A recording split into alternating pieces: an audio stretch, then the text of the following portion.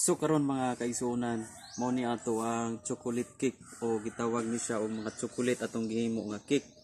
Kay atong i-surprise ang ato ang missionary, atong pinalanggang missionary. So muna yang picture. Reverend sang yugma. So karon wala siya ga-expect nga gigam-an na mo siya cake.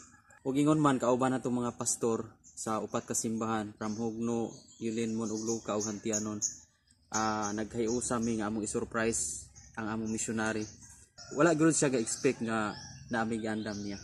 So karon kay BBS man sa Hugno, among giatol og BBS kay karon man jud ang yang birthday. Karon jud yang birthday.